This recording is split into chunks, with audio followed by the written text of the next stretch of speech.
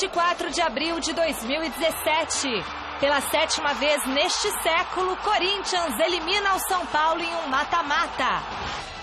Adversária do Timão na final será a Ponte Preta, que no sábado segurou o Palmeiras no Allianz Parque. Com jogos marcados para Campinas e São Paulo, alvinegros se reencontram na decisão do estadual 40 anos depois do famoso Paulistão de 77, que marcou o fim do jejum de 23 anos sem títulos corintianos.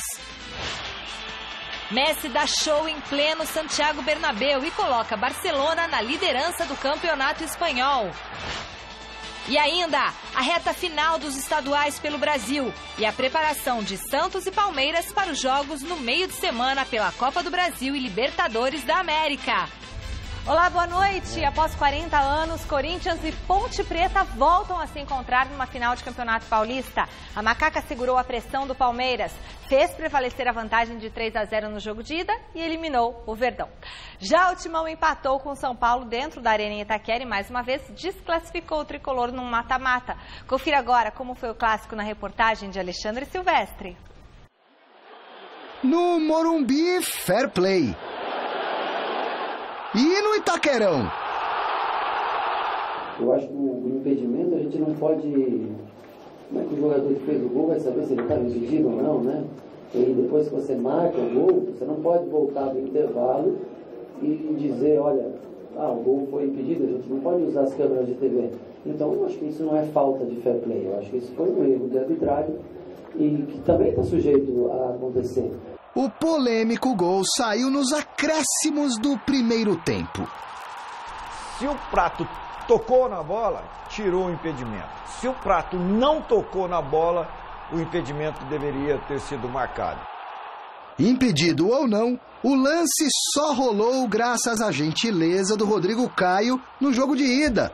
Caso contrário, o Jô estaria suspenso da segunda semifinal. Realmente, eu só joguei hoje também, graças ao, como você falou, foi o fair play do Rodrigo Caio, né? Mas um lance muito rápido, hoje foi tudo muito diferente, né? Depois, com calma, todo mundo consegue ver se tocou no Romero, se tocou no Lucas Prato, ou se estava impedido ou não estava. Quando está com câmera é mais fácil, ali é muito difícil para os juízes, para os assistentes. O Rodrigo foi honesto, foi bacana, a atitude dele foi legal. Mas existe uma linha muito tênue entre o fair play e a pessoa querer ganhar proveito de notícia, de tirar proveito da notícia sobre relação a esse fato. Se falou muito mais disso durante a semana do que tantas coisas ruins que aconteceram. Essa foi a boa, né?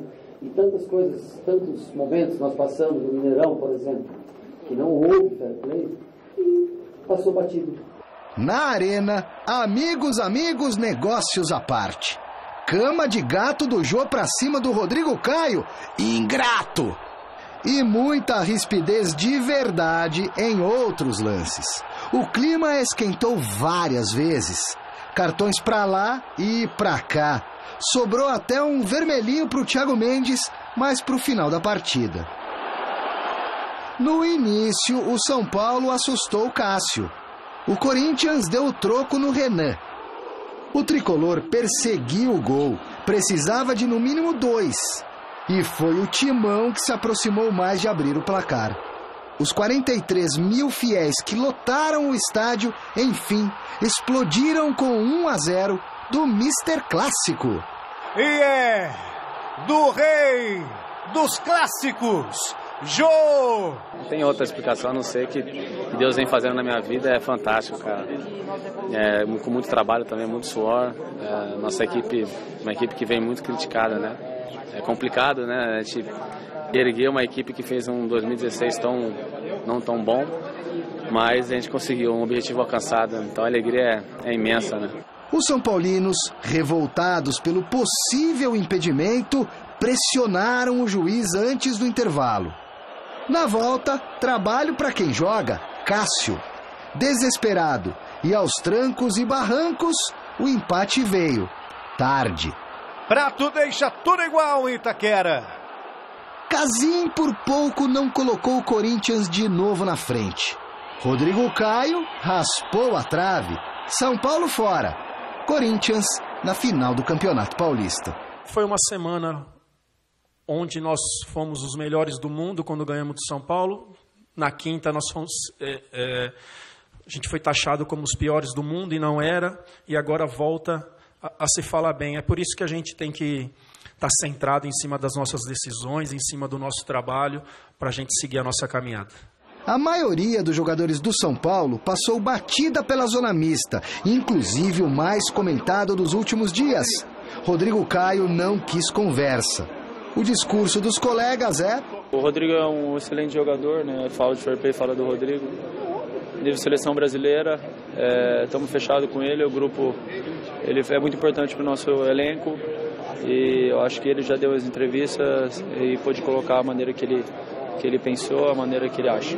Se o ambiente do vestiário tricolor realmente desandou após o fair play do zagueiro, é um mistério guardado às 7 chaves. E a parte de vestiário, ela é do vestiário. A parte de campo, termina no campo. Todos têm bom ambiente, bom relacionamento dentro do dia a dia. Grande noite para você que acompanha o Gazeta Esportiva. Deu a lógica pelo resultado conquistado pelo Corinthians no Morumbi por 2-0. Nos 2 confrontos, acho que o Corinthians fez por merecer essa classificação. Ontem jogou de maneira pragmática, um pouco mais fechado, tentando explorar o contra-ataque contra o São Paulo, que precisava fazer a diferença. Ainda assim, criou mais oportunidades no primeiro tempo. O São Paulo teve, apesar do número... O Rogério deu números ontem dos jogos, 12 finalizações contra 6, mas finalizações perigosas mesmo, teve essa do Prato. O Corinthians teve um pouquinho mais, levou um pouquinho mais perigo, teve essa também, mas um pouquinho mais perigo que o São Paulo, por exemplo, no primeiro tempo. Teve essa bola do Romero na trave, até que aconteceu o gol do Jô. Houve protesto, me pareceu, né, e aí você tem que ver o lance 50 vezes para chegar à conclusão de que a bola desviou no Prato, né? O Prato fez todo o movimento e parece que tocou na bola. Se tocou na bola, não há o que reclamar. O impedimento que havia no primeiro lance foi anulado. Concorda comigo, Godoy? Boa noite. Boa noite, Celso. Boa noite, Michele. Boa noite para você que está com o olho aqui na Gazeta, porque a Gazeta está no seu olho também. Você foi perfeito. Esse negócio de números é bacana, sabe? É bacana. Eu lembro que às vezes eu trabalhava com alguns profissionais e ainda tem alguns que adotam esse estilo, que adoram ficar citando os números. Né? Até parece que fez curso de numerologia. Né? Então, isso é muito bacana, muito legal, mas o que manda no futebol é você ter eficiência e eficácia. O São Paulo não está tendo eficiência, mas não está tendo eficácia. Então não adianta nada ter 200 minutos com a bola no pé, chutar a gol 600 vezes e acertar o gol uma única vez. É falta de competência, qualidade individual, né? A mão de obra especializada é ruim, é fraca, então um monte de pé de rato e joelho de porco junto pode dar uma boa feijoada se tiver mais alguns ingredientes. Se não tiver, cara, se não ficar bem cozidinho, bem temperado... Feijoada com pé de rato? Não, então... Mas não é pé de porco? Não, mas tô falando, você faz uma feijoada com os ingredientes se você quiser, entendeu? A feijoada é tua. Saber que se você me convidar para comer feijoada, eu vou ficar... Entendeu? A minha é light, não tem pé, rabo. Não, uma feijoada só fica boa se você tiver os bons ingredientes e saber fazer. Tá vendo? O negócio de colocar carne seca em linguiça, carne seca em feijoada, é só se for feijoada do nordestino, cara. Carne seca. Carne seca não é para pôr em feijoada. Feijoada é para colocar coisa de porco. Aí é o seguinte, a mão de obra do São Paulo é fraquíssima, o time é fraco individualmente. Para ficar forte coletivamente tem que ser bem treinado. Ainda não é bem treinado. Não é, seu Rogério Ceni? Porque se fosse bem treinado, essa defesa aí, que facilita, vacila e perde como perdeu um Morumbi por 2-0 para o Corinthians, com todos os números a favor, não teria perdido a classificação como perdeu no primeiro jogo. O primeiro finalista do Campeonato Paulista saiu no sábado. No Allianz Parque, o Palmeiras precisava fazer uma diferença de no mínimo 3 gols para levar a decisão para os pênaltis, mas só conseguiu furar a retranca da Ponte uma vez. O nosso repórter Fernando Gavini esteve lá e conta pra gente como foi essa partida. O Alviverde surgiu imponente no Allianz Parque, sabendo da luta que no gramado aguardava. A dureza do Prélio a precisar fazer 3 gols, porque a defesa que ninguém passa deixou passar 3 no primeiro jogo. Seria preciso uma partida perfeita, como a letra do hino do clube, para reverter a desvantagem. Com quase 40 mil pessoas, a torcida que canta e vibra estava lá, acreditando, mesmo na adversidade. É inegável também que a linha atacante deu raça. O problema é que a defesa que ninguém passa parecia ser a capitaneada por Aranha. A defesa que ele fez na cabeçada de guerra logo no comecinho do jogo mostrou isso. Do outro lado, este único lance de William Potker foi capaz de assustar no primeiro tempo. De volta ao gol defendido por Aranha, Dudu mandou para a rede, mas o lance foi anulado por impedimento. Quando Aranha falhou, foi salvo pelo travessão na bola sem ângulo chutada por Borja. Só que logo depois, o camisa 1 da Macaca fez uma defesa espetacular no chute de guerra. Eu fico feliz de poder ajudar diretamente, né? Algumas partidas durante o campeonato, participei pouco, né? Mas é importante estar ali sempre preparado para quando for solicitado. Soubemos suportar a pressão no primeiro tempo e a gente falou isso. Se a gente terminasse o primeiro tempo sem levar gol, tínhamos grandes chances de sair daqui com a classificação. No segundo tempo, a Ponte Preta conseguiu controlar a pressão. O Palmeiras já não chegava tanto. E quando chegou, no chute de Queno, mais uma defesaça de Aranha. E só não teve uma atuação perfeita porque vacilou no lance em que Felipe Melo empurrou a bola para a rede. Um gol que incendiou a torcida, mas que aconteceu tarde demais. O time ainda foi para cima nos minutos finais. E com a defesa aberta, por muito pouco num contra-ataque, William Potker não empatou.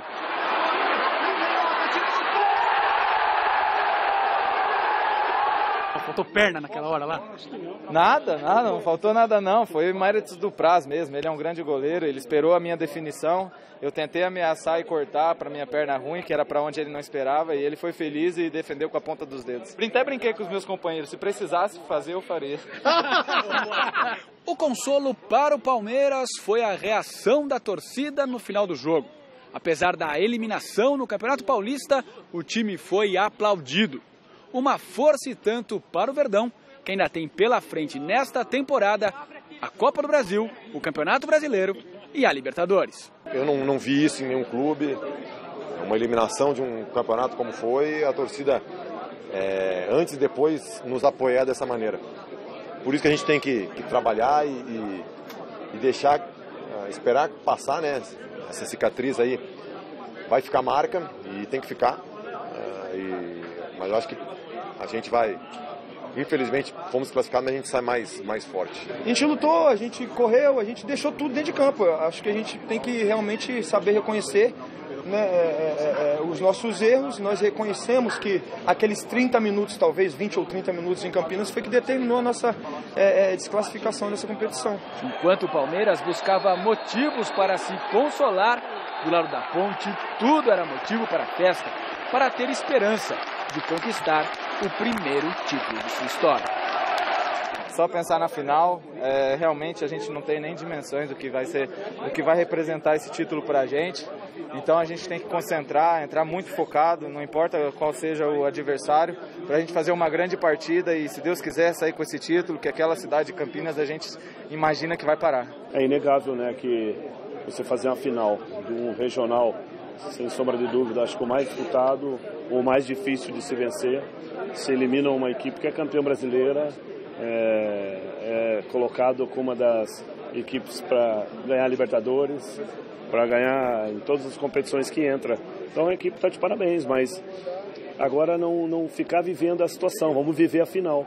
Viver a final é a mesma coisa, manter a simplicidade e a humildade para a gente poder sair vitorioso. E veja só, a Macaquinha desbancou os dois maiores favoritos, Santos e Palmeiras. E fez por merecer a vaga nos dois confrontos, tanto contra o Santos como também contra contra o Palmeiras. E discordo, por exemplo, do Felipe Melo e de outros palmeirenses que dizem: perdemos a vaga em 20, 30 minutos em Campinas. Ora, se a gente parte do pressuposto que a Ponte dominou 30 minutos, então no confronto de 180... 150 minutos para fazer alguma coisa.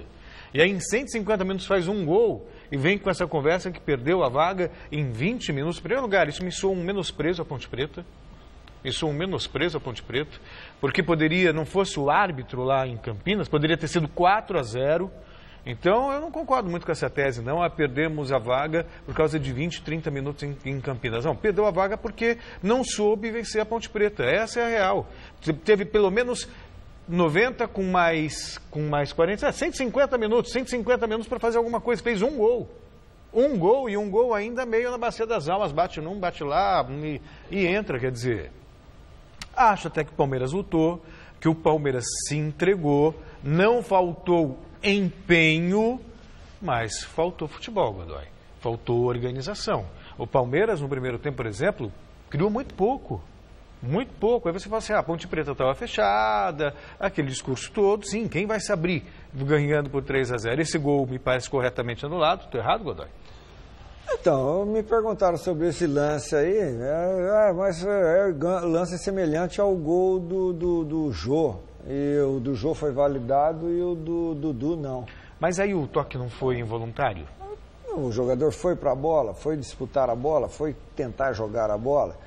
Então, são os critérios que nada mais é do que a falta de critérios. Agora, em relação ao que disse aí o jogador do Palmeiras, as justificativas são desculpas, né? Mas desculpas nem sempre são sinceras, já diria o mestre. Até porque falou, o time correu. Bom, então vamos escrever esse time numa prova de atletismo. Se é para correr, vamos pôr numa prova de atletismo. O time lutou, então vamos escrever no MMA. Ou então naquele outro esporte lá que a gente sabe que é marmelada e assiste porque sabe que é marmelada, é diferente do MMA, que pode ter a marmelada e a gente acha que é sério. Eu não assisto mais porque eu acho que é tudo marmelada no MMA. Quando o cara favorito perde, não tem jeito, o mais forte bate no mais fraco, o mais fraco bateu, é tudo marmelada, eu não assisto mais. Então o Palmeiras está desse jeito, não vai dar para assistir mais. Decepciona a torcida dele, estádio lotadíssimo lá, lotadérrimo. A torcida aplaudiu, né? A torcida aplaudiu porque se vaiar é pior, xingar é pior. É uma vergonha o que o Palmeiras fez. Por todos os méritos que a Ponte teve, tem e vai para a final e tem chance de ser campeão. Agora o que o Palmeiras fez foi uma vergonha. Não está jogando nada. Acabou, nada. Coletivamente nada, individualmente nada. Os jogadores que... O Eduardo Batista, fica esperto, rapaz. Escala o time pela qualidade de quem está produzindo. Para de escalar o time por ordenado. Você fica escalando o time por ordenado, você vai dançar. Esse colombiano, guerriano, colombiano, venezuelano, colombiano, peruano. Esses caras não estão jogando nada, não se adaptaram ainda, conheceram a noite aí, já estão, entendeu? Experimentando uns pratos diferentes aí, não tá se dando bem com a comida, a alimentação. Então põe essa turma aí pra fora, cara. Põe pra fora e põe o povo aí pra jogar que tem melhor condição. Empatou com aquele time que é o lanterna do grupo na Libertadores. Ganhou na barriga das almas. Na bacia das almas. Ganhou na bacia das almas. No colo das almas. Não, do Penharol. Do Penharol também, mas o Wilstermann também. Jogou super mal. Não tá jogando nada. Tomou um chocolate em pleno do ovo de Natal lá, ovo da Páscoa lá, um chocolate da macaca. Aí que é o quê, cara? Mas o time correu. Que correu? Vocês não tem que correr, vocês não ganham pra correr. Vocês ganham pra jogar bola, cara. Se for pra correr, contrata o Usain Bolt lá. Ele quer jogar bola, sabia? Contrata o Usain Bolt. Se é pra correr. E outra coisa, no futebol, se o cara correr muito, ele não raciocina. Já dizia o Mirandinha, se eu corro, não penso, eu penso no corro. Não dá para fazer as duas coisas, não dá. Tem jogador aí que não consegue fazer as duas coisas, ou corre ou pensa. Então, futebol é para pensar e jogar. Agora, você tocou num ponto importante. O Guerra realmente não está conseguindo render aquilo. E o Aranha jogando pro Palmeiras, hein? Parecia que ele estava querendo arrumar um contrato no Palmeiras. Agora, o Borja também não está vivendo uma fase boa, não. Eu esperava mais. Acho até que o Eduardo Batista falou isso, né? Mas aí também, mas eu não sei se eu tiraria o Borja naquela altura do campeonato. Você precisa fazer gol. Tira. É um cara que sabe fazer gol. Tira. Deixa ele lá. Oi? Tira. Não, mas deixa ele lá. Artilheiro é assim, uma hora ele chama a bola. Agora, falando em fazer gol... 180 minutos ele fez quanto? Perdeu o Potker. 180 minutos ele fez quanto? O Price foi muito bem nesse lance, hein? Foi Nossa, ele foi bom, foi bem. Sensacional. Pô, o Potker não sabia o que fazia, pô. Pois é, ficou da dúvida. Sabe aquele cara que tá com dor de barriga e não sabe qual banheiro que ele entra? Tinha que ter chutado, ele chegou muito perto do goleiro. Até eu faria esse gol, hein? Não, acho que eu não faria, mas você não poderia ter perdido. Nem o Celso faria esse gol. Claro. Mas o Potker tinha que ter feito, porque ele é profissional. E hoje à tarde, na sede da Federação Paulista, foram definidos os detalhes para a grande decisão do estadual. As datas, os mandos de campo e a arbitragem para a primeira partida você confere agora, na reportagem do Silvestre. A Federação Paulista bateu o martelo. As finais entre Corinthians e Ponte e Corinthians serão nos próximos domingos, às 4 da tarde. O segundo jogo na Arena, em Itaquera. O primeiro, em Campinas, estádio Moisés Lucarelli. Um campo que tem um carisma muito grande, construído pelos torcedores. A gente não poderia deixar de presenteá-los nesse momento, né? Numa partida muito interessante. A Ponte tem 117 anos para conquistar um título. Vai entrar forte, com lealdade, lógico, mas a gente vai entrar para conquistar uma vitória e quem sabe o título. Apesar que a Ponte é um time difícil em qualquer lugar, mas jogando dentro da sua casa, na frente de sua torcida, é um time bem difícil de você jogar, não digo nem por ganhar, é um jogo difícil. O maior campeão da história do Paulistão versus a Macaca, que já bateu na trave 4 vezes contra o próprio Corinthians, 77 e 79, diante do São Paulo, 81, e frente ao Palmeiras, em 2008. A arbitragem da decisão desse final de semana também foi sorteada. 3 bolinhas representando Luiz Flávio, Rafael Klaus e Leandro Bísio. E deu... Bolinha número 2, Rafael Klaus. Boa sorte ao apito e às 2 agremiações que repetem 40 anos depois a emblemática final de 1977, quando o Corinthians saiu da fila. Na época tinha 17 anos, nunca tinha visto o Corinthians ser campeão, então para mim esse primeiro título do Corinthians na minha vida é muito representativo e entendo eu como um dos principais títulos na minha vida que o Corinthians conquistou. Eu não quero focar em 77, mas caso a Ponte seja campeã, aí sim passa a ser interessante, os 40 anos. Antes disso, nada muito interessante. Se o presidente da Ponte quer esquecer a final de 77, o do Corinthians não pode ouvir falar em Morumbi. Calma, Roberto. Foi só uma ideia. Cogitou-se em algum momento nessa reunião as 2 partidas no Morumbi? De onde você tirou isso? Por que o Morumbi, se eu tenho estádio? Por questão financeira, para reeditar 77. Financeira, tem estádio. Isso aí valia quando o Corinthians não tinha estádio. Hoje o Corinthians tem estádio. Eu só fiz uma 10 vezes melhor que o Morumbi. Se cogitou-se isso. Lógico que não. Nós acabou de responder aqui que um jogo será em Campinas, outro jogo será no Corinthians. Eu falei ontem para você que se alguém viesse aqui propor que o jogo seria em São Paulo, seria contra. Um jogo em Campinas e um jogo em São Paulo. Não tem sentido você falar Morumbi. Podia falar qualquer coisa, os 2 jogos no estádio do Corinthians, menos os 2 jogos no Morumbi. Só por ser um campo neutro. Não é neutro nada, o campo é de São Paulo, não é neutro. Não é neutro, é de São Paulo. Ok, tá bom. Em Itaquera, Arena Corinthians, Casa do Timão, dia 7 de maio. É lá que um dos 2 erguerá essa taça. Mas 2 jogos no Morumbi não faz realmente o menor sentido. Faz sim. Não faz. Faz. Que sentido faz jogar no Morumbi? Faz. Sabe que sentido faz? Quantos anos vai que o São Paulo não disputa o final de um paulista? O São Paulo ganhou o título da última vez em 2005 e foi por pontos corridos. Então, 11 anos que não tem final do paulista no estado de São Paulo. Não teve. O Santos e Guarani disputaram lá, no final de 2002. Mas aí o São Paulo quer matar a saudade. Final do Paulista, ele quer estar participando. Pra você ter uma ideia. Vou falar agora pra você. Tem uns caras que provocam. O Silvestre está provocando, ele está cutucando a onça com a vara curta. Ele vai levar uma unhada, uma mordida. Nem sei se foi essa a intenção. Aqui não faz sentido, não faz sentido. É isso. O Corinthians acabou de... faz 3 anos tem um estádio aí. Mais de 3 milhões de espectadores.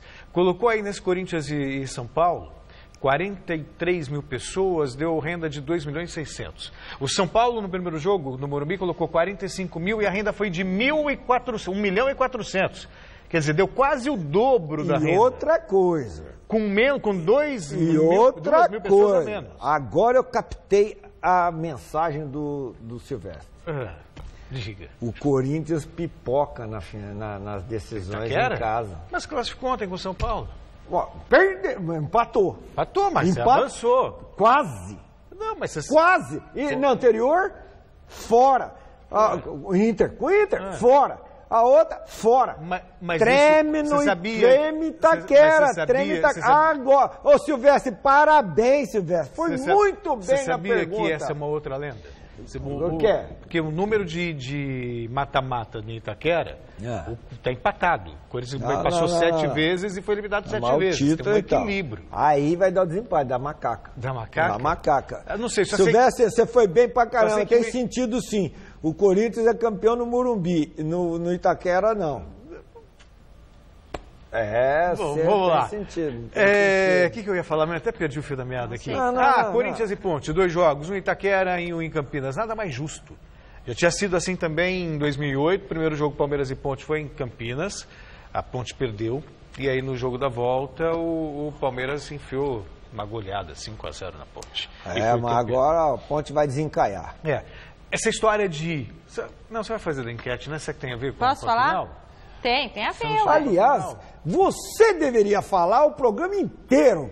Eu já enjoei de ouvir o Celso. Bom, é o seguinte, participe do programa através da nossa enquete, a forma que a gente tem de se comunicar durante o Gazeta Esportiva. A gente quer saber qual dos grandes paulistas, qual time decepcionou mais no campeonato. Se é o Palmeiras, se é o Santos ou se é o São Paulo. Essa é a enquete. Palmeiras, para mim, era o grande favorito e decepcionou. Palmeiras. Agora, sobre Ponte Preta e Corinthians, antes que o Godoy essa vai ter outra enquete dessa semana. Pois é. Mas já adianta, a audiência rotativa. A Ponte Preta, ela eliminou os maiores favoritos. Santos e Palmeiras. Aí então. O Corinthians, que era... Onde? No estádio adversário. Na nossa casa, né? Na nossa casa, no Pacaembu e no Allianz Parque. Vai ser campeão lá em Itaquera. Eu acho que o Corinthians é favorito. Mas... Isso é igual concurso de beleza. A Ponte Preta está merecendo pela história. Isso é igual concurso de beleza. Olha, você é maravilhosa, bonita, mas... Ou então em caso de demissão, né? Você é sensacional, você é fantástico, ele adora você, mas não tem mais lugar. Godoy, a gente gosta muito de você, mas vai Tá bom, só. Qual time decepcionou mais? O Santos. O Santos? Santos. Mas por que o Santos? Santos, a maior decepção, o Santos. Não perdeu ninguém, manteve todo mundo lá, técnico, diretoria, contratou jogadores pontuais para o reforço, a mesma base, a mesma estrutura. Santos, Zé Calil, uma decepção teu Santos. Muito bem, deu seu voto, resultado a gente traz no final do programa de hoje. A rodada deste final de semana também definiu os finalistas dos campeonatos Carioca, Mineiro e Gaúcho. No Rio Grande do Sul, o Internacional visitou o Caxias e viu o time da casa fazer o único gol da partida na cabeçada de Júlio César. O resultado levou a decisão aos pênaltis. Nela, o Colorado foi mais eficiente nas cobranças e contou com a estrela do jovem goleiro Kehler. Ele já havia defendido uma penalidade no tempo normal. Na decisão do campeonato, o Inter enfrenta o Novo Hamburgo, que também precisou dos pênaltis para se classificar diante do Grêmio. Lucas Barrios e Júlio Santos igualaram o placar do jogo de ida, marcando um para cada lado nos 90 minutos. Nos penais, disputa acirradíssima. Sorte do Novo Hamburgo, que já nas batidas alternadas, o zagueiro Kahneman parou nas mãos do goleiro Matheus. Ficou então nos pés de Amaral a cobrança decisiva e ele não desperdiçou. Os jogos finais do Gauchão começam no próximo domingo com o mando de campo do Inter. Em Minas Gerais, o Atlético fez o primeiro para cima da URT com Rafael Moura aos 35 da etapa inicial.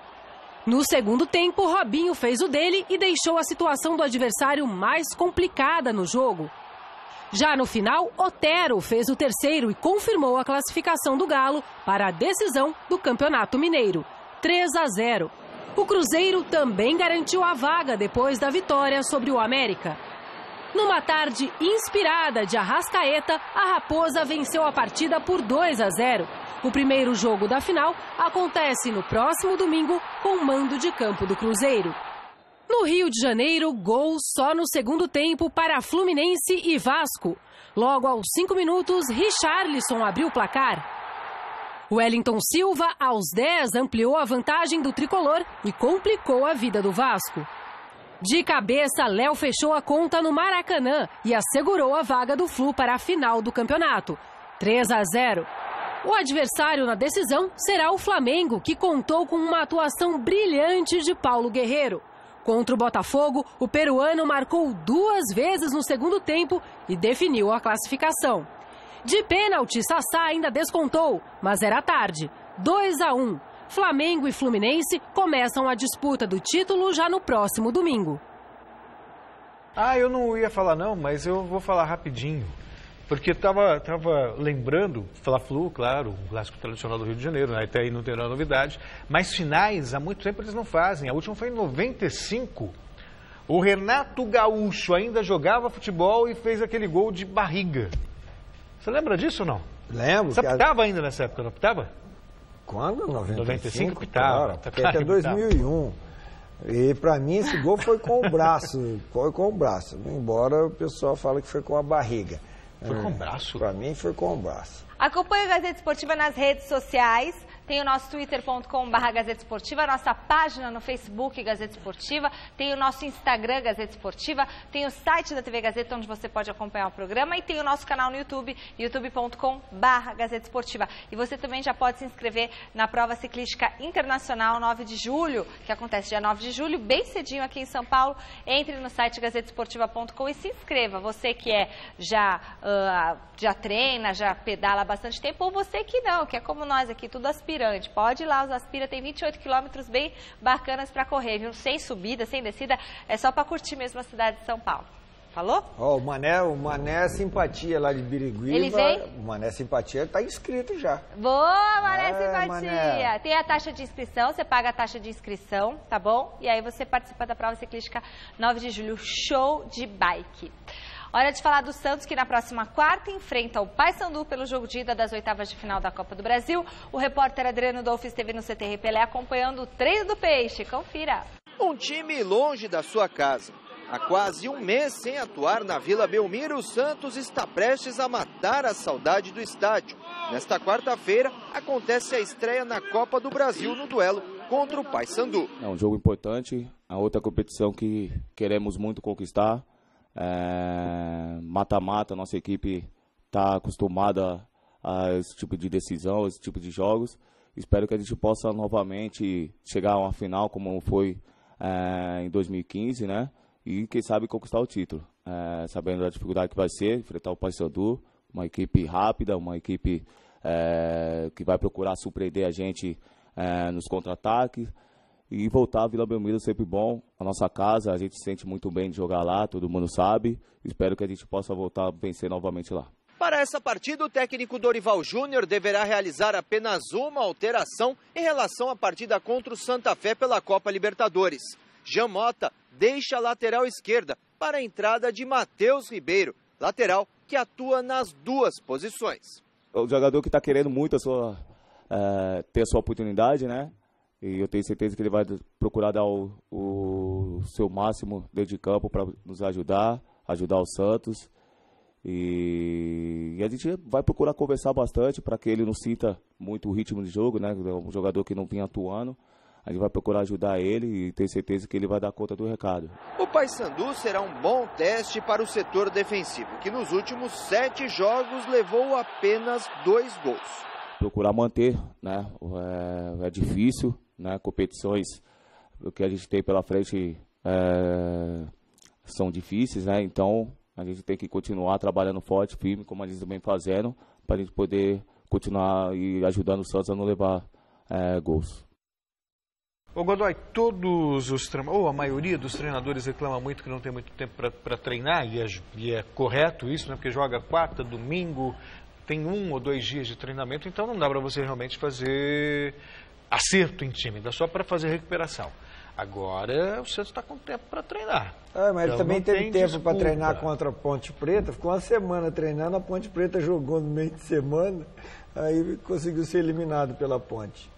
Mas aí também tem o imponderável, uma bola que bate na trave, outra não. Sabe o que é que tem? Tem o seguinte, tem treinador que é bom não ter tempo para treinar. Mas o Dorival vai trabalhar direitinho. Então, mas se ele não tivesse tido tempo para treinar, ele teria desculpa para dar. Teve tempo para treinar e foi eliminado. Uma notícia deixou os palmeirenses alarmados neste domingo. O ex-presidente Paulo Nobre sofreu um acidente durante uma corrida de rally a cerca de 200 km por hora, enquanto ele disputava uma prova no Rio Grande do Sul. Mas ele não sofreu ferimentos graves, não. A gente traz essa notícia como destaque do site gazetesportiva.com, porque o Nobre estava disputando a primeira etapa do Circuito Brasileiro de Rally, ao lado do copiloto Gabriel Morales, mas ambos escaparam ilesos do acidente. Depois de deixar o comando palestrino em dezembro do ano passado, o Paulo Nobre se afastou da vida política do clube. Ele ficou bem reservado, não apareceu em eventos públicos, ele foi para a China, viajou bastante. E o rally é uma das paixões do ex-presidente. Ele falou que já teve mais de 12 acidentes na vida dele. Ele foi procurado pela reportagem da TV Gazeta, brincou justamente com esse acidente, falando que infelizmente não seria a última batida, já que qualquer erro é fatal a 200 km por hora. Não foi fatal no caso dele, graças a Deus, né? Depois o Nobre... Fatal no sentido de destruir o carro. Fatal porque arrebentou o Mitsubishi que ele estava, gente, amassou inteiro. Mas aí depois o Nobre falou... A gente bateu, capotou, mas estava de cinto, agora é bola para frente, seguir o rally e com o Palmeiras no coração.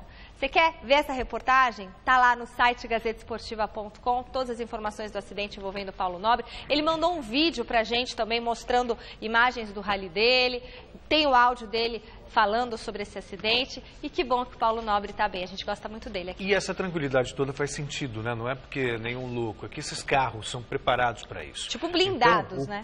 O cockpit ele é totalmente reforçado, o carro é feito justamente para destruir todo, mas onde fica o piloto para ter o menor dano possível. Por isso que batendo a 200 km por hora ele pode sair numa boa e ficar conversando, né? Tem que ter muita falta de sorte para acontecer algo fatal.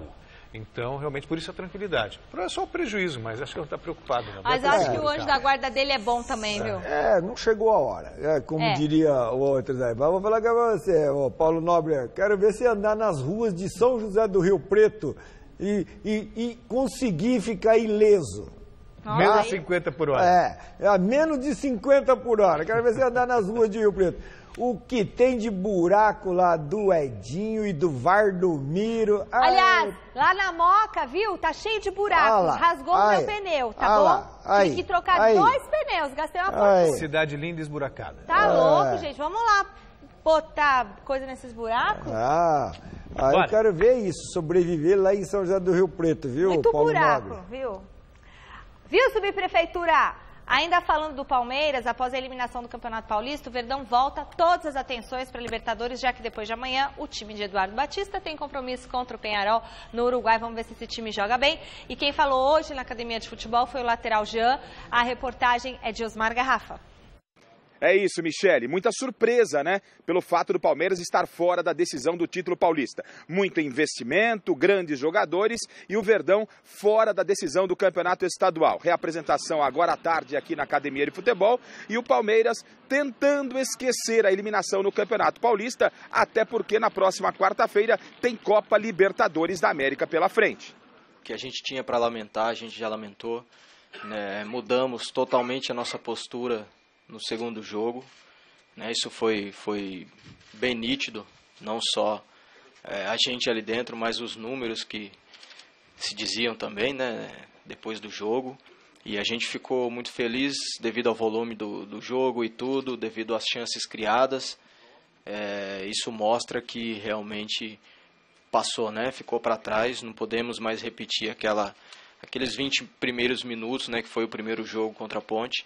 Mas com certeza já lamentamos, já passou e agora é pensar aí e começar uma história bacana aí daqui para frente. Essa eliminação precoce do Palmeiras no Campeonato Paulista vai servir para a Copa Libertadores e também como aprendizado para a sequência da temporada.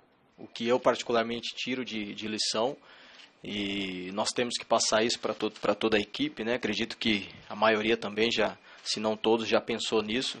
São os 15, 20 primeiros minutos ali, até 30 minutos, né? Que vão ser jogos daquela maneira, principalmente Libertadores.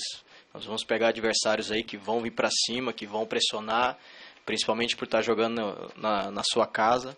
Outro assunto ainda abordado nessa segunda-feira aqui na academia foi o comportamento do atacante Borja, que ao ser substituído pela terceira vez consecutiva pelo técnico Eduardo Batista, não ficou nada satisfeito. Deixou o campo chutando inclusive aquela garrafinha de isotônico que fica à beira do campo. Jean falou sobre isso. Eu acho que é cedo, cara. Ele, mostrou aí a força que ele tem, né? Mostrou o nome de peso que ele tem. Tanto é que foi muito difícil para ele poder estar vestindo a camisa do Palmeiras hoje. O torcedor normalmente é assim, né, cara? É mais ansioso do que a gente, né? Tem uma ansiedade maior ainda do que a nossa. Eu acredito que ele tem muito a crescer, é um grande jogador. Essa ansiedade do torcedor aí é normal. Apenas complementando, Michele, a atividade dessa segunda-feira foi fechada para nós jornalistas. Pudemos acompanhar apenas 5 minutos do aquecimento. O Palmeiras daqui a pouquinho viaja para o Uruguai, vai para Montevidéu, amanhã realiza o trabalho a pronto, quando o técnico Eduardo Batista deve confirmar a equipe sem Dudu, que está suspenso. E vale lembrar que o Palmeiras, de forma antecipada, na 4ª rodada, pode até conquistar essa vaga de forma bem precoce, não é verdade? Porque se o Palmeiras vencer o Penharol e o Tucumã não vencer o Jorge Wilstermann, partida que acontece nessa terça-feira, o Verdão, de forma antecipada, já garante vaga à próxima fase da Copa Libertadores da América. Da Academia de Futebol do Palmeiras, Osmar Garrafa, para o Gazeta Esportiva. Valeu, Osmar Garrafa. A partir da semana que vem estará conosco aqui no Gazeta Esportiva, porque Celso Cardoso estará de férias. A partir de outra vez? 2 de maio. Quantas séries você tem aqui, cara? Não sei. Uma por ano. Caramba! E eu estarei no Jornal Vai da Gazeta, ser hein? protegido assim na casa do site do chefe. gazetesportiva.com. Dos grandes paulistas, qual decepcionou mais foi o Palmeiras.